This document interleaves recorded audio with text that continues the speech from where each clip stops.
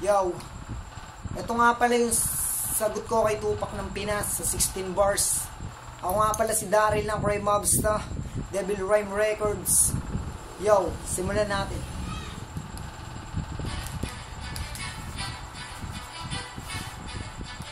Yeah!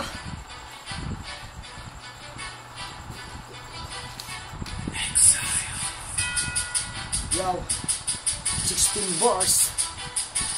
Check it. Yo. Pinapakita ko na hindi mo na ako kaya galo sa sikretong bagsakan. Ito na asa ko na, iwan ako na durog-durog at sino man nasagasaan. Ako ang batang palaban ng utak ang malamang para sa juga. Alaman di mo to kaya dapat hindi mo to kaya ng kita sa pabilis sa pagaling ng palupit at pagpahinsan. Hanggang dyan ka lang, kaya dapat mo kalalanin kung sino ba talaga ang kinakatakutan ng mga gusto umasa nakalabaw kaya mo na ang matapatan to.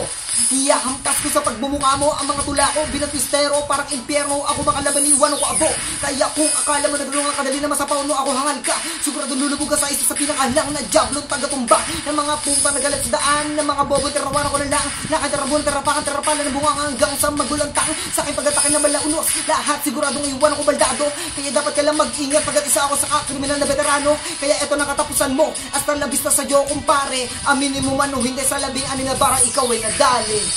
Yeah, ako nga pala si Daryl, binabati ko yung Devil Rhyme Records. Hinahamon ko nga pala si Master Pau ng Rap Squad Music. Yo, peace mga bro.